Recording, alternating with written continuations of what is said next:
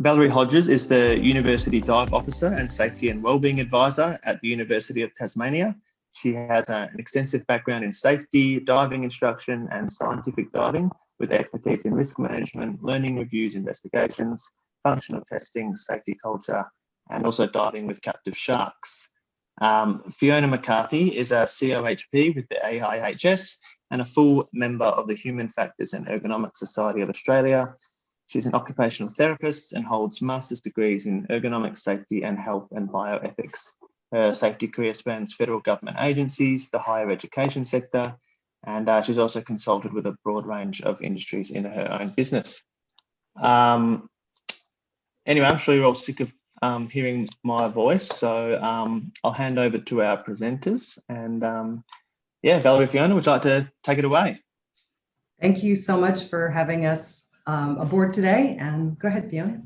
We'd just like to acknowledge the traditional owners of the land on which we meet today, Lutruwita, Tasmania, with the wonderful Kununyi Mount Wellington featuring there behind us in the photograph.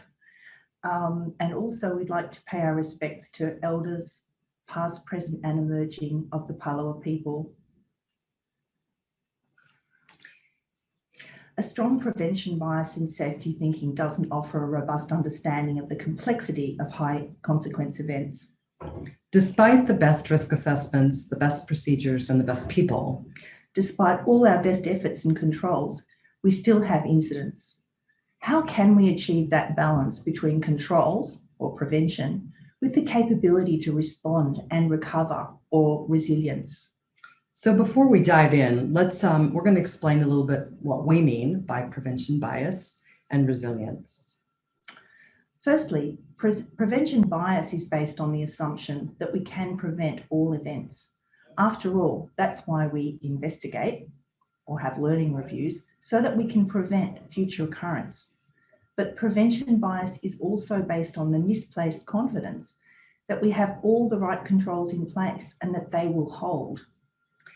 It also doesn't acknowledge the existence of drift, that gradual degradation of controls that are often only seen with hindsight. Todd Conklin says, when you're in boiling water and you are the toad, you don't know it's boiling, right? So what if instead we acknowledge the existence of this and we adopt instead a fail-safe approach? If we focus on reducing the damaging energy, protecting and removing people from it, building in redundancies. So for example, on the diving side, we use regulators that deliver us air or gas, and they are fail-safe. So if they fail, they gush air rather than cut the air or the gas off from us. So it's just one small example of a fail-safe approach. The other thing that Todd Conklin talks a lot about are these three questions that you see on the screen. When you do this job, what will kill you or hurt you? When that happens, not if, but when that happens, what keeps you from dying? And is that enough? And finally, these three questions of Todd's tend to kind of break through that bias of prevention. And it spreads your controls over what he describes as all three pillars of safety. These are three pillars that we're going to be talking more about today. And so that is prevention, the task execution, and resilience, or that capability to respond and recover. So the clear message here is that we need to be prepared for events and to be able to respond. So what do we mean by resilience? Many events occur every day in the workplace. Mostly work goes right. We're using this normal curve graph that is part of Sydney Decker's work, which we think illustrates it very well. In fact, 95% of the time, work goes right. The big bit in the middle of the graph represents that. But then we also have the two more domains, one on the extreme left, the things that go very badly, or incidents, and one on the right, where people jump in and heroically respond and recover. But where is our traditional view of safety? We tend to dwell on the left side of the graph, all of the things that go wrong. Safety isn't actually the absence of negative events, but the presence of capacities or resilience to respond. So today in this session, we're going to talk a bit about a model that we're using. It's basically a very simple visual framework, but we're also going to share the backstory of how we're using it to stimulate dialogue, to promote this idea of learning and shared understanding, but also a language of safety differently. And the model that we will share with you is an adaptation of the bow tie. Vallorie, do we need our bow ties at this point? We need our bow ties. I think we do. Okay. So first, looking good. So first, a little context. The University of Tasmania has a large scientific diving program, and we were curious about the extent of understanding and use of our primary control measure for diving, the buddy system. The buddy system as a control is something that's based on mutual assistance and responsibility. But it's also based on some duties that the Act set out for us. And that is the duty to maintain effective two-way communication, to have visual access to each other, and direct access to each other as well. And all for the purpose of this last one on the slide, to immediately recognize a problem and to be able to render assistance. We facilitated sessions with our divers, starting with a basic bow tie as a point of discussion. On the left side of the bow tie, prevention efforts deter threats, while on the right side, capacity to respond to events reduces impact. We use this basic bow tie structure to brainstorm threats and how the buddy system may prevent incidents. We recognise that we cannot eliminate all threats, so we also mapped out how the buddy system may be used to respond and minimise the impacts when things go badly, while acknowledging that we cannot control all impacts. So back on the side of prevention, we dived a little deeper into the concept of threats and explored the notion of complexity. The fact is, threats often don't come alone. Sometimes they bring friends. And when we unpack accidents, we often see this same complexity in terms of causation. Many investigation methods suggest there's one root cause, but as depicted here, some events are highly complex. And so maybe also these threats that we face in our work. Instead of one pointy end, as the first slide that you saw, we may face several, which means that our prevention measures could become quite porous in this environment. And we considered also how the buddy system might help under multiple threats. And this was the nexus of the first modification of the bow tie. In the traditional bow tie, the dark red center is an event moment. But here, our octagon represents operational activity or task execution. This is where workers recognise anomaly and make sense of the information, learn in the moment, and innovate a change to the system to both prevent and or respond. And so in this model, people create safety when we develop their capacities to anticipate and absorb pressures, variations, and disruptions. In Todd Conklin's words, people are not the problem, people are the problem solvers. And we saw that really clearly when we did this brainstorming, because we didn't give the answers to any of these people. These are frontline workers. They're the ones on the boat, out on the water, doing the work. And so they're the ones that are coming up with the solutions. So it was fascinating doing the brainstorming with them because they brought forward some ideas of how they're using this system in some unexpected ways, which was really, really quite an amazing thing. And that brings us to the next slide, is this idea of the buddy system as a control should perhaps be more correctly called team diving.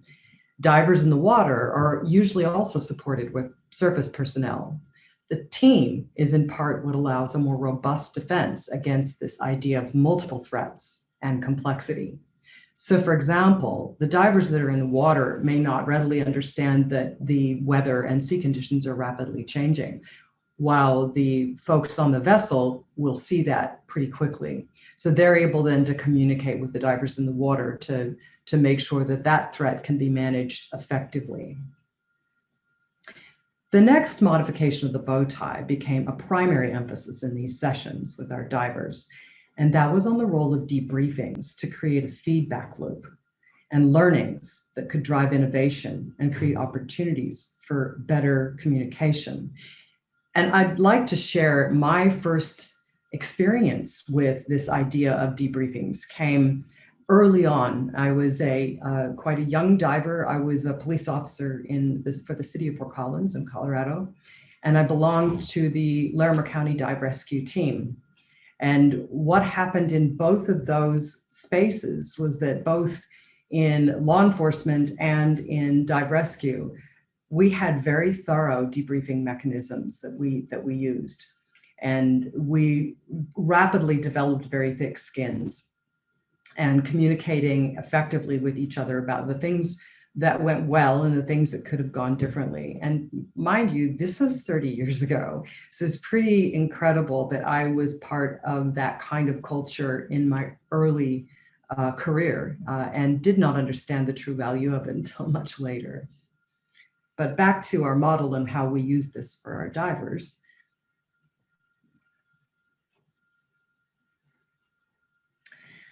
We used an appreciative inquiry approach, and we asked participants to describe operational moments where things went well due to the buddy system, where they recognised anomalies or potential problems, and innovated to create a successful change. We then discussed how the feedback loop might work to share with others these learnings and innovations. So this is the real gold, the learnings, and it is a superpower. We also emphasize that this feedback loop includes reporting. In his field guide to understanding human error, Sidney Decker explains how underreporting can feed the illusion that the lack of bad news is only good news. The illusion persists that the absence of negative events represents a control of risk, of all risk. But what we know is quite the opposite. There exists a significant safety risk in low reporting rates. High levels of reporting are positively correlated with lower levels of fatalities. So in the slide that you can see here, this is an example of how we're encouraging a more robust reporting construct, because this can be a challenge. One of the tools we've begun to use in our dive program is Gareth Locke's debrief model. Gareth is sort of the Mr. Human Factors in the diving world, and his model seeks to normalize candid discussion in teams around what went well and what might be improved as part of debriefing. Very interestingly, just about exactly the way we used to do it with our dive rescue teams. The F in debrief is follow-up, and that embraces reporting as simply just part of what we do, rather than an add-on or an extra thing that you have to do in our work at the end of a long field day. It's just part of what we do. So we've included the debrief model in one of our checklists for scientific divers. So back to our model, we then looked at emergent risk. Those threats we don't typically anticipate or expect. These are the threats that our preventative efforts don't necessarily protect us from. Did any of our divers have examples of where the buddy system and or team diving had served them in this situation? How could we use this to strengthen our diving community? Communication, providing these learnings to others, became the key. And again, we know that it's our frontline people finding these solutions. Again, people aren't the problem, they're the problem solvers. And it was actually interesting to walk people through this idea of emerging threats, because what we found is that in many cases, people had simply taken both of those arrows and merged them, that the anticipated threats, they had so frequently encountered some of these little emerging threats and been able in that octagon part of the bow tie to deal with them, that they just saw them as part of what they now anticipated. So they rapidly embraced that and did that just as part of their work. So that was a learning for me as well. So finally, now we look at the notion of recovery. And this is where an event has occurred and we have to deal with the aftermath and somehow move forward. And that's both at an individual level and at an organizational level. Yesterday, Fiona and I spoke at the WorkSafe Tasmania conference. There was a great deal of information being presented around psychosocial risks. And I think that that's one of the sort of underlying or hidden agenda items in recovery, is that we often can put processes back in place, but putting people's hearts and minds back together again can be quite a battle sometimes, particularly in very serious events. But in terms of being able to do that, this capability around recovery is really an important notion. And it's true even when everything goes right, which incidentally became the title of a paper that I wrote while at the Oregon Coast Aquarium. We had a near fatal incident. And if I had not really drilled down and done the work to really understand how and why that event had occurred in the way it did, we would not have been able to protect some of the key elements that led to its successful outcome. That woman is alive today because we did the things that we did. Could we do that again? That was the question. So the learnings from the things that went well have continued to serve me in my career.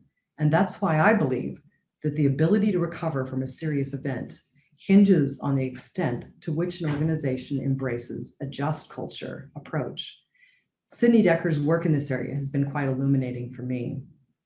The more we move away from a concept of blame, particularly blaming a person or a human, the closer we can get to a truly restorative position. And interestingly, the better the feedback loop and the learnings then work at the top part of this model.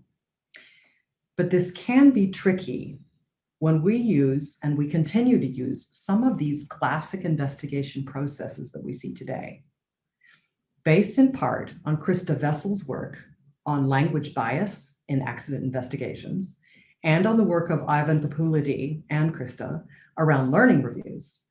We recently have changed our language here at the University of Tasmania and some of our processes to conduct learning reviews rather than investigations, and focus on improvement actions rather than corrective actions. Decker and Conklin suggest that instead of asking who is responsible, what if we ask what is responsible? And finally then, coming back to the notion of balance, what if we consider improvement actions across all three pillars described by Conklin and represented by our bow tie, and that's preventive, task execution, and response. Again, back to our model, it's the learnings from both the feedback loop and recovery that creates the power and inertia, and our biggest conceptual shift of this model, from a bow tie to a propeller. The model becomes dynamic, demonstrating how learning can improve the entire system, including preventive, operational, and response recovery components. For example, with the propeller blade spinning, we may be able to deter threats coming from an unusual direction, such as our emergent risk. In a further adaptation of the model, the bow tie or propeller is depicted inside a sphere of influence, representing margin for manoeuvre.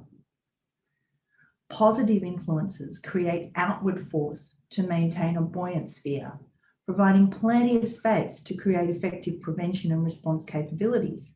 For example, when dive coordinators engage the entire team in an on-site risk assessment, there are more opportunities to identify potential threats and impacts and apply effective controls. Negative influences put pressure on the system, reduce its size, robustness, or even collapse it. The smaller the sphere, the lower the capacity we have to prevent and respond effectively.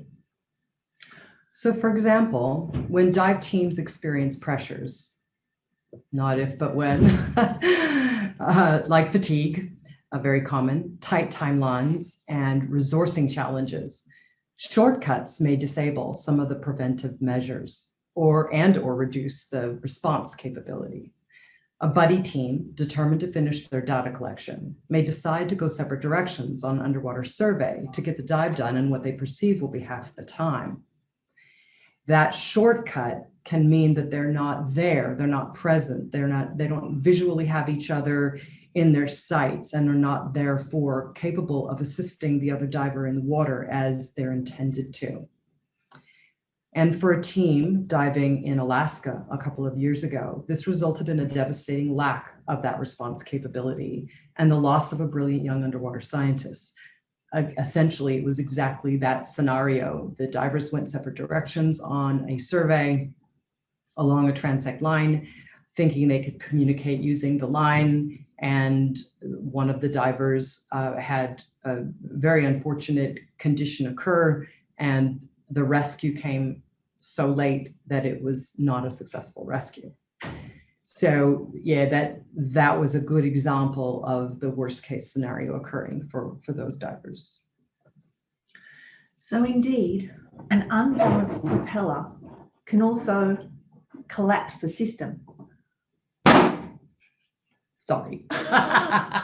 Which brings us back to our original assertion that a strong prevention bias in safety thinking doesn't offer a robust understanding of the complexity of high consequence events. It can lead to failed or zero response. A balanced propeller kept in motion with an effective feedback loop and the capacity to recover from events improves our capacity to prevent, respond, innovate, and learn.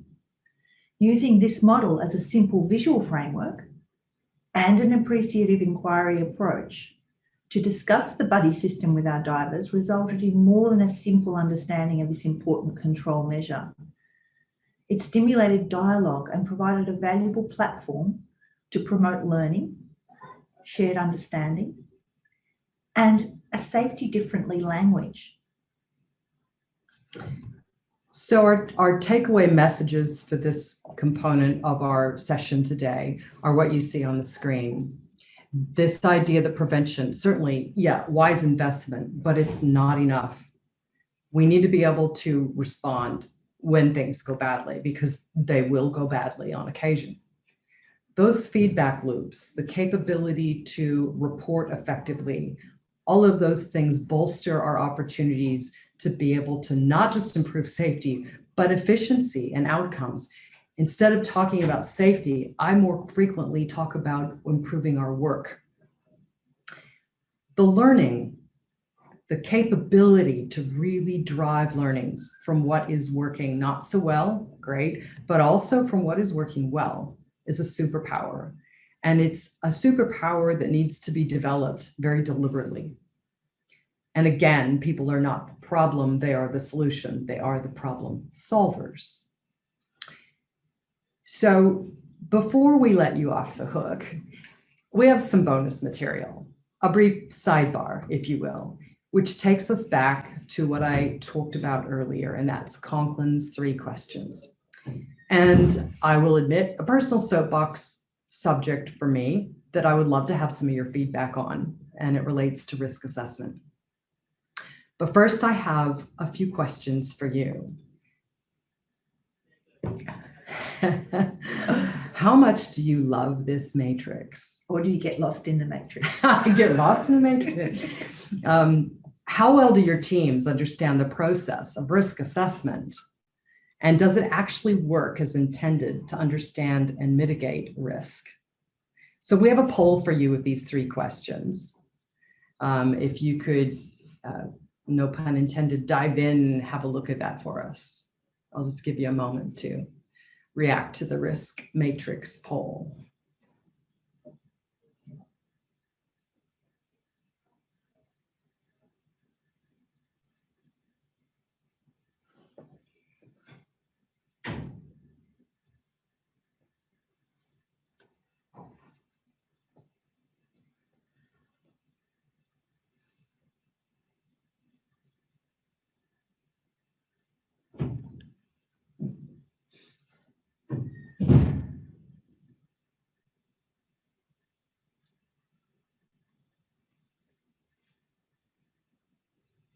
So hopefully you've had a chance to ponder some of that.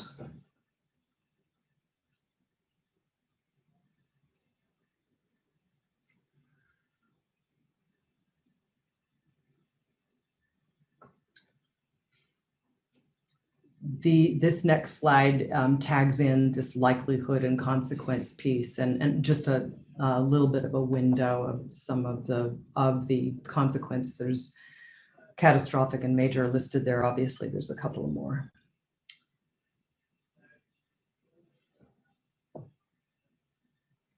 Right, how are we going on that poll?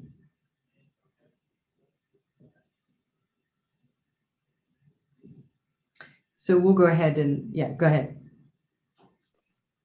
Can you see the responses to that poll, guys? Yeah. Yeah, go just check. See the responses. Actually, let me look at those. Oh, I see. I see. Poll. Yeah. I don't see the responses. I just see the poll. Just myself. the questions. Yeah, I just see the questions. Yeah, so I've got the responses here just to give you a bit of feedback. So the first question, how much do you like the classic risk matrix, seems to be split quite evenly. So there's a lot of opinions there. The second question, do you like the likelihood and consequences scale that's based on? The majority are neutral or dislike. The third question, how well do your teams workers or people you advise understand the process of risk assessment? Overwhelmingly, 70% is a basic understanding. None for advanced understanding and very little for a good understanding. And for the last question there, does the classic risk matrix actually work as intended? Most people are somewhat or no. So it's about 85% there, either somewhat or no. Terrific. Okay. So one of the reasons I'm asking some of these questions is for a significant portion of my career, the first time I saw this matrix, I thought, this is awesome, because the only thing we'd ever heard of before was sort of on the likelihood, but not really embracing the concept of consequences. So while I really respect that notion, the issues I've had with it for most of my career is that I've attempted to use variations of the matrix, but continue to find that many of our users simply don't get it, or those that do have workarounds. So for example, one thing that we've seen, and here at the university as well, is that everything turns out as low, because then they don't have to seek higher level approval in our system from higher level managers. So that's one. The other one that we've seen is we've actually seen people adjust the inherent, that's the slide I've got up here. They adjust the inherent risk to look higher, so that by the time you get over to the residual risk, they can say, oh, see, our controls actually did something. That's the conundrum, because a lot of our stuff in diving fits into this. In fact, why bother having a buddy system at all in our diving? Because it really does nothing to change from inherent risk to residual risk. The risks stay the same.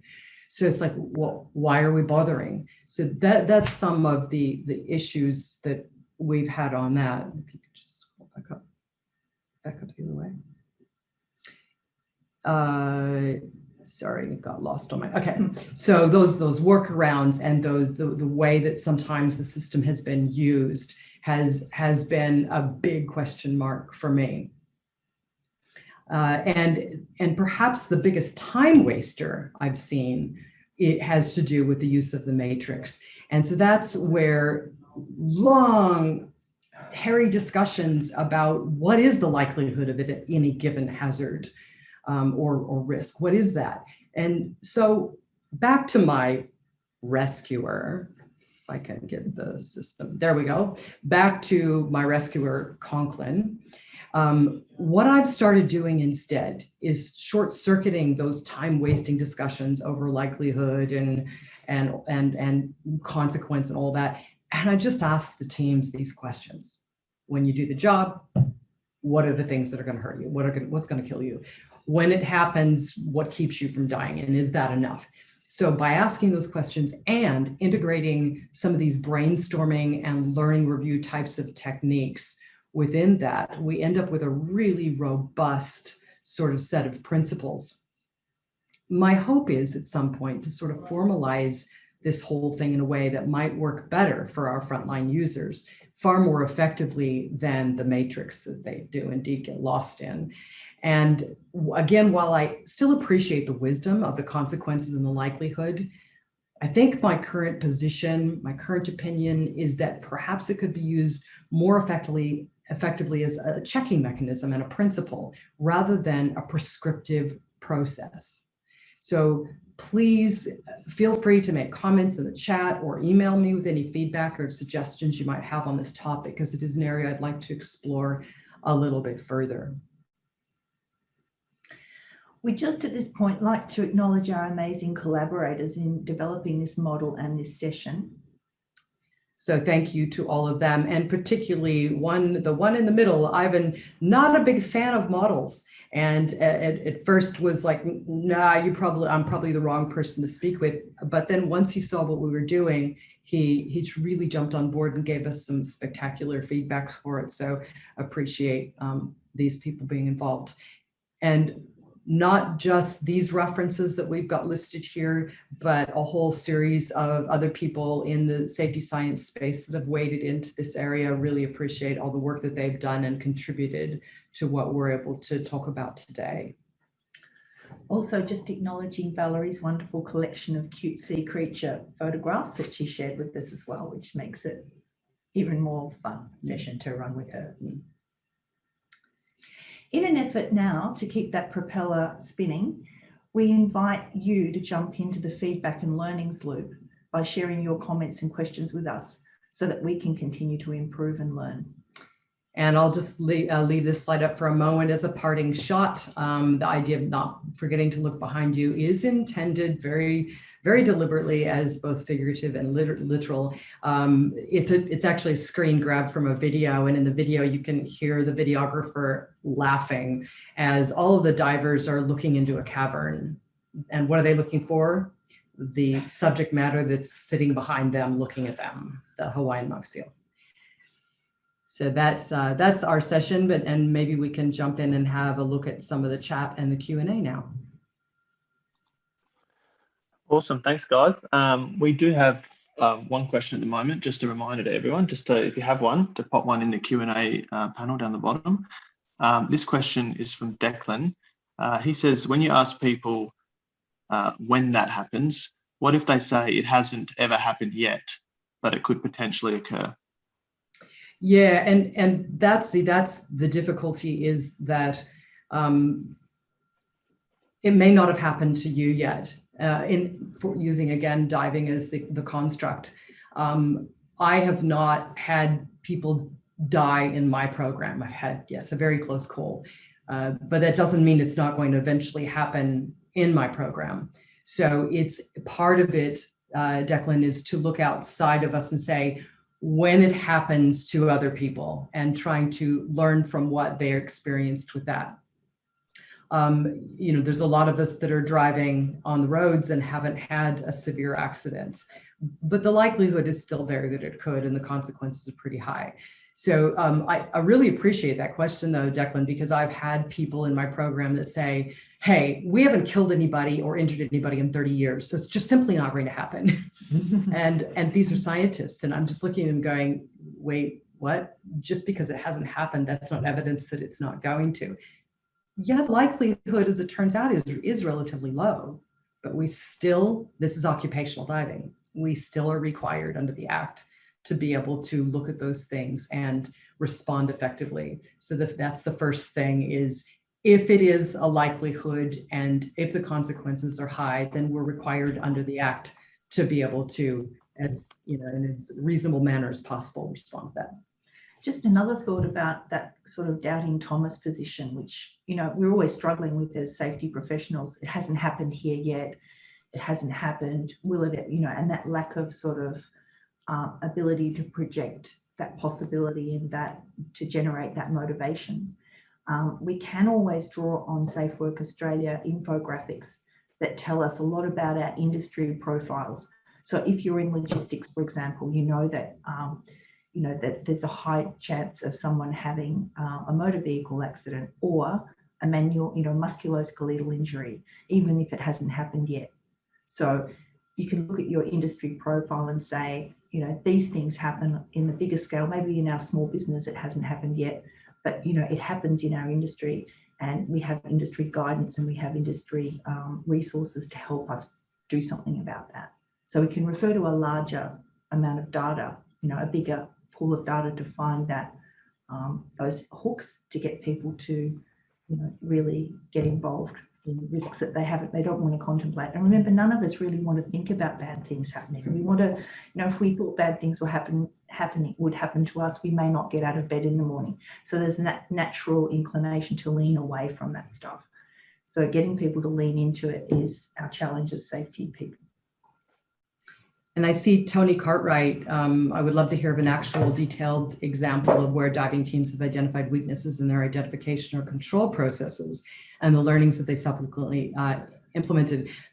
Great question, Tony. Actually, the first place that I would point you to is the book that was written by Gareth Locke, Under Pressure. And what he did is he interviewed people, and it's got lots of those very detailed examples. And some people that actually identified those weaknesses prior to any incident occurring, and others that had, let's say, kind of call them skid mark moments in their britches, where they came back and said, "Oh my God, that happened." So that again, that also speaks to that ability to do the debriefs, because sometimes you just don't have anything that goes wrong or problematic. And that's a learning as well, is that, wow, we were able to do this without any problem. So, but hopefully those feedback loops are where, we'll get in the habit of doing it, is my hope. Phil, England, do you think there's a feeling of risk assessment fatigue within the industry? Oh my God, I am so sick and tired of it myself, and I work in this industry. So big time, yes, and yes, which is why I love Todd Conklin's 3 questions. Like, let's just drop it right back to the brass tacks and ask those 3 questions. So that would be my kind of response to that. I totally agree, risk assessment fatigue. And also part of that fatigue comes from it being paper safety. So we're doing all these risk assessments, we're printing them all out, maybe not even printing them. They go into a system, and do people even read them? Do even the people doing the work, are they the ones doing the risk assessments? Sometimes they're not. So yeah, totally agree. Darren, you mentioned about someone conducting work on improvements in safety wording. Could you repeat what study that was? Yeah, so we're going to be sharing this presentation, and in the acknowledgements, the third person on that is Krista Vessel, and in the references, the work she did on the language, that bias of investigations, that was Krista Vessel, V-E-S-E-L. So you can have a look at that. Is there a good framework for debriefing that you would recommend?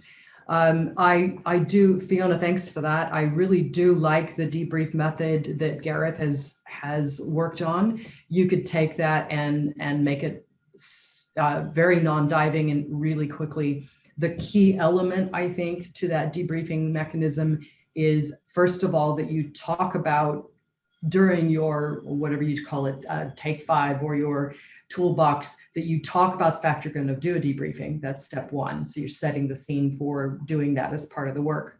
Secondly, that whoever the leader is in that engages everyone in the briefing, so that allows people to speak up and feel free and confident in speaking up and being part of the briefing.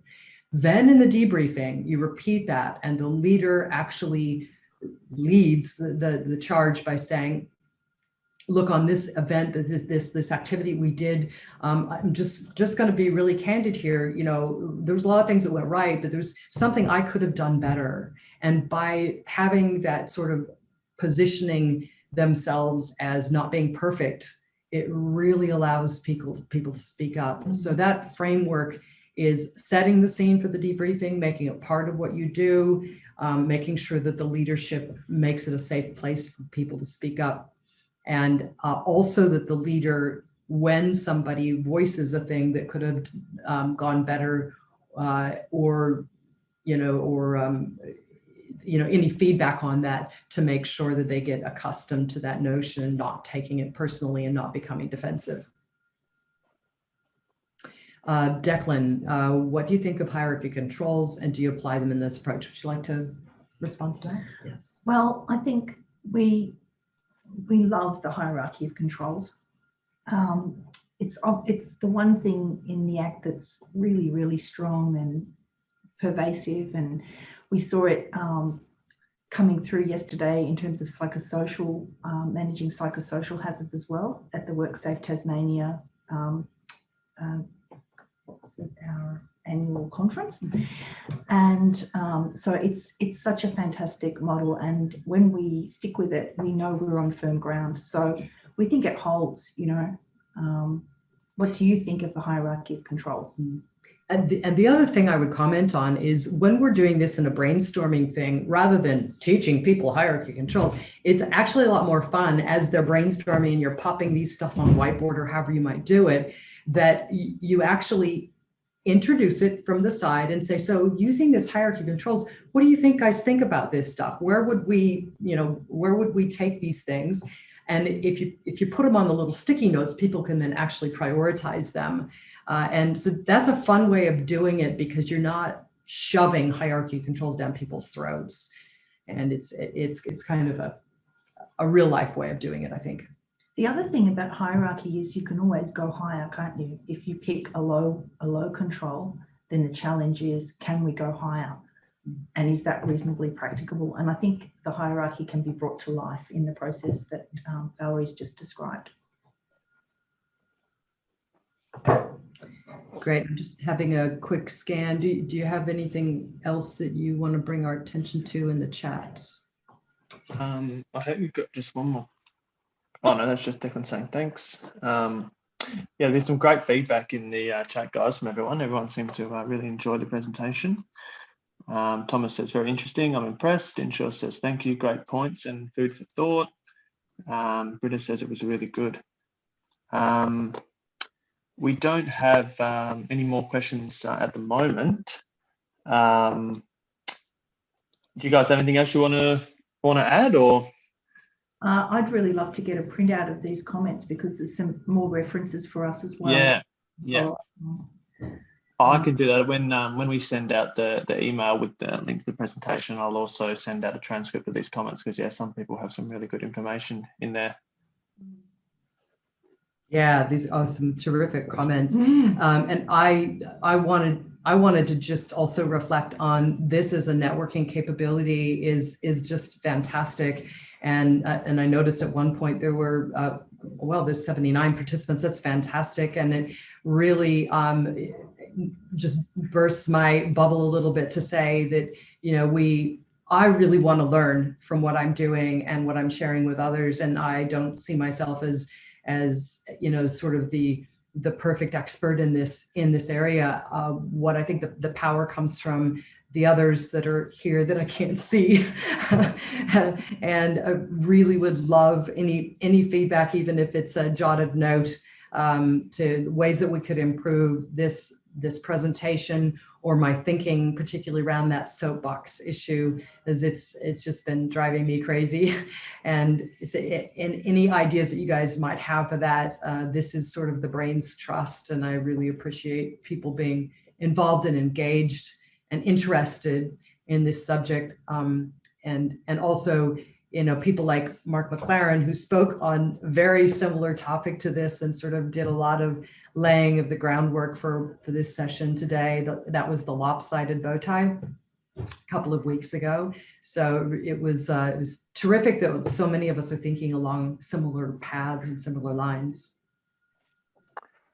Awesome. Well, just a reminder to everyone that the presentation was recorded. We'll be sending out the full presentation with links as well as contact information for both Vallorie and Fiona if you wanted to get in touch with them. But from Marsha's point of view, just again, a massive thank you to Fiona and Vallorie for taking the time today. I'm sure everyone would agree that we got a lot out of it and it was a great session. Thanks for having us. Yeah, thank you so very much. And it looks like there may be, just to have a quick look at here's another question. Is it possible to spend too much time in the what ifs? Oh yeah, I think so, Declan. And I think that's the goal in these processes for me, is to learn as a facilitator of how to prioritize some of that. Because I mean, yeah, sometimes the what ifs can just get out of control. So yeah, that fine tuning that as a facilitator is an important piece. More training on effective debriefings would be powerful, improving risk assessment. And one thing I might look at doing, we might look at doing is taking a non-diving approach to that debriefing thing and see if we can provide a little bit of guidance around that. So thank you again, everyone. If you do have any other questions or comments, feel free to email us. It'll be definitely in the presentation notes. Awesome. Thanks, guys. And hope to see you for one of our other webinars maybe later down the track. Thank you again. Thanks for having us. Thanks, guys. Have a good day. Thank you. Bye-bye. Bye.